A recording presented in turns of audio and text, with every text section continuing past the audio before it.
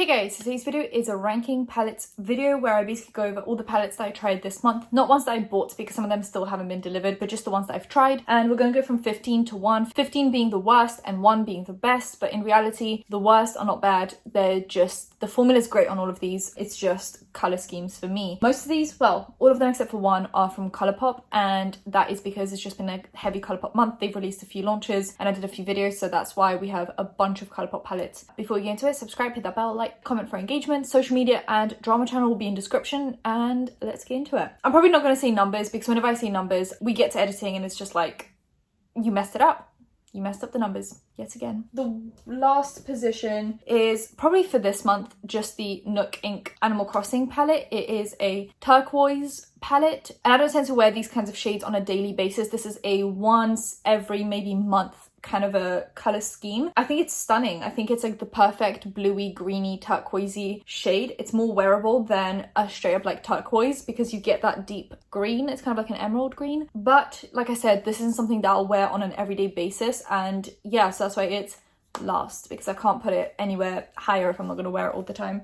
Then we have the Frozen 2 Elsa palette, only because I find that this whole like appeal, I feel like when I think of Elsa I think of blue, but we only get one blue, which means you do like a pop of blue or something like that, but you can't really match it up with anything else. They have like these cool tone shades which are really nice. I just wish they either switched out the blue for just another like taupey maybe shade, or they did a more blue palette. I feel like they didn't know which way to swing. They wanted to make it more neutral but at the same time have a blue in it because it's Elsa, and I feel like it's just too like, ugh, neither here nor there. So I'm probably not going to use this palette a lot, but for the look that I did, I thought it was really nice. I used the blue, I used this like purpley shade, I used this like taupey shade, I used that shade. So I just think, oh, this in the inner corner is really stunning. It's got like a pink reflex to it, and then we have a glitter in the middle that kind of shifts into like an iridescent kind of a vibe. But yeah, as a whole, I think this is not as cohesive as some other palettes. I'm probably not going to use it that often, but I'm happy to have it and I won't get rid of it. Then we have What a Hoot from the Animal Crossing collection yet again. This time it's because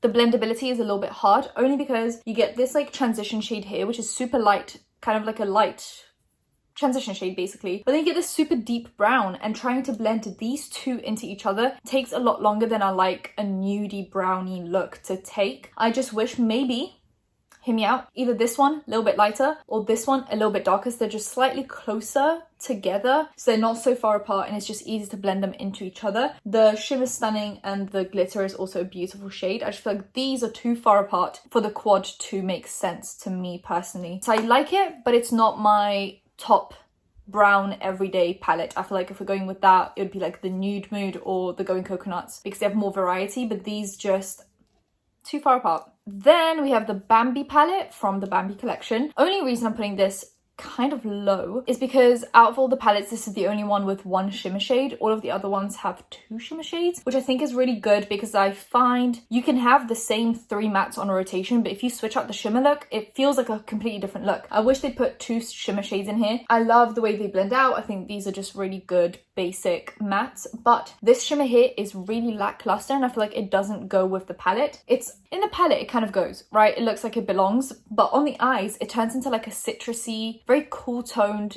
bing blang yellow, and I feel like I wish it was more of like a this shade because then I feel like it would go with kind of like the middle of the palette instead of like this citrusy shade. You combine these 2 palettes, they would be perfect, but separately there's things lacking for me. Okay, so this one's better than that one because I find these mattes blend better because there is more of a range, but I just wish this one had a different shimmer and possibly 2 shimmers. That'd be great, but if not, just like one really good like coppery shade or something. Then we have the 5-Star Island palette from the Animal Crossing collection, and the only reason this one is so low, I was hoping to love this one, and I love the pinks, and I think this glitter shade is the perfect pink. It just is stunning. But they created a monochromatic collection, but one palette isn't monochromatic. It's got a yellow shimmer.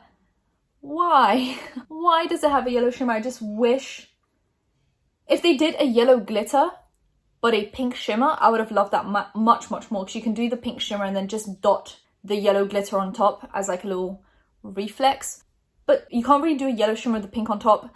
but the yellow shimmer sometimes on its own with like a whole pink look just isn't my vibe. So unless you're doing like a whole matte look with maybe just like the inner corner, sure, but I just would have preferred if this was actually monochromatic to go with the monochromatic palettes. So this one's a little bit lower down, even though it's a pink palette and I love pink shadows. This one is a little bit lower down. Then we get Thumper from the Bambi collection, and it's a cool toned taupey grey palette. So you get two taupes that are very close together. I wish they were maybe a smidge apart, and then a grey. You just jump from taupes straight into a slate grey. I think that gradient is also not the best. I feel like if this one's maybe a tiny bit lighter, this one stayed that way, maybe I just feel like there should be more of a gradient, because these are very similar in tone. So either this one has to be deeper or this one has to be lighter, but they're just too similar. I love the shimmers in this. See, this is what I'm talking about. You get more varieties. So you can use these three on repeat, but then one day use green, one day use pink, and it's two completely different looks. I love the shimmers in this. I like the taupiness. I just feel like you can't really get a deep look with just these two. But then if you add the grey, it automatically goes from being a taupe look to being a slate grey look. I just wish there was kind of like a way to do a taupe look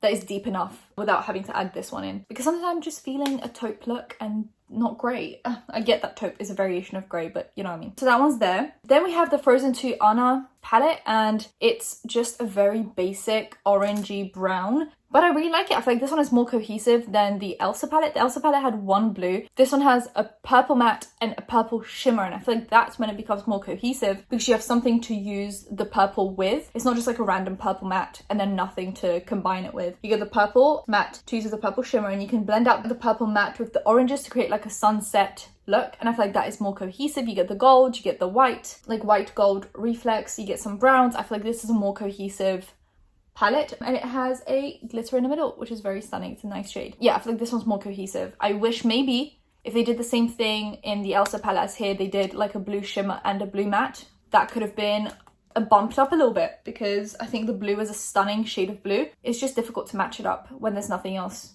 blue in the palette. Then we get the Flower palette from the Bambi collection, which is outstanding. Such a good palette. You get two shimmers. You get this white to pink reflex and this purpley gold. You get two purples, a light purple and a deeper purple, and I think this is a good variation of purples, like a good transition. And then you get a basically essentially black with purple and gold glitter. And actually I did a look with these.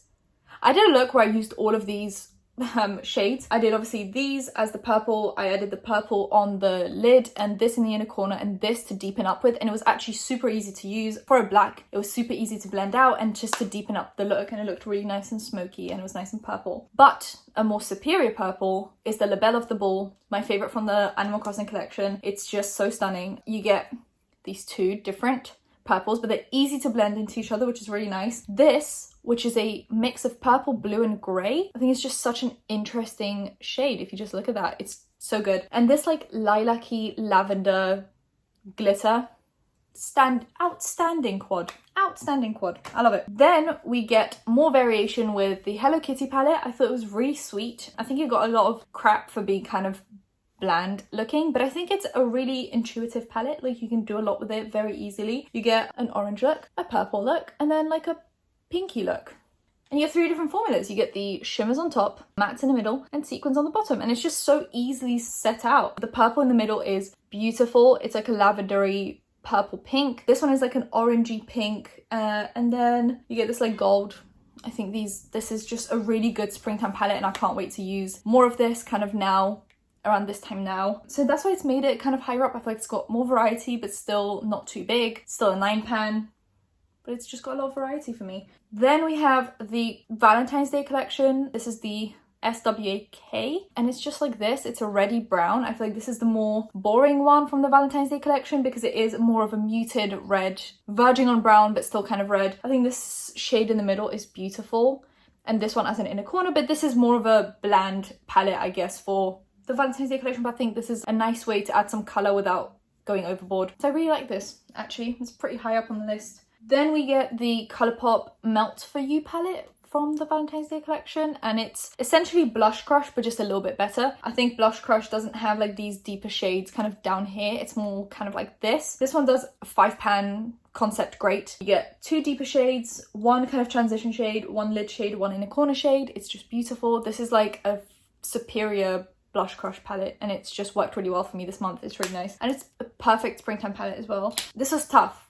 This was really, really hard for me. So I think, I'm still not sure about this decision, but because I've only tried this palette once, I'm going to just go with it here. And then if I like it more further down the line, then I'll like it further down the line. I actually ended up buying the Natasha Denona Circo Loco palette. I said I wouldn't. And then I saw pictures that it wasn't as deep as I thought it was, because I thought it was just super deep mattes, and it's not. The mattes are kind of pastel-y actually. It's just the shimmers that are more jewel toned. This is what it looks like. I think it's actually really stunning. The only problem is, okay, so it's the palette that I used on my eyes today. I used, let me just quickly think. I used Cotton Candy by this palette, Cotton Candy. I deepened up with Joker, which is this pink pan, put some magic in the outer corner crease. Then I did Act on the outer portion, Razzle Dazzle, which is this pink. Oh, I just dug my nail into it. That's great.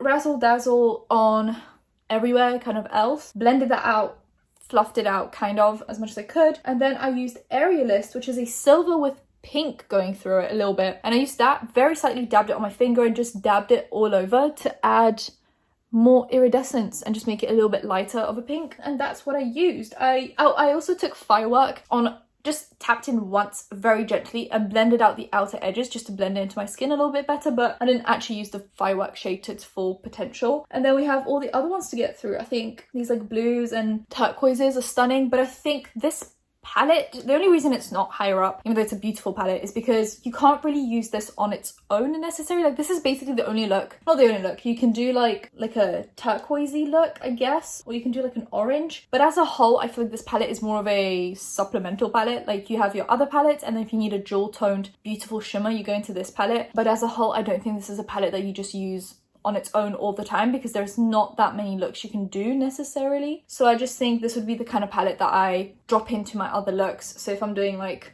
one of these, I might add in like a blue or something that I need to add in. I think it's a good palette. I don't regret buying it. This is the more expensive size. So Natasha Denona has been doing the mid palettes, which are £65, and then she came out with this big one, which the pans are bigger. Like, you get the same amount of shades as the mid-size palettes, but the pans are bigger, and this one's 110, and I feel like that could mean that this one doesn't sell out as quickly as the other ones, because I feel like people are really excited about the mid-size palettes, and not everyone wants to spend £110 on a palette. That's that on that. I just think it's really cool.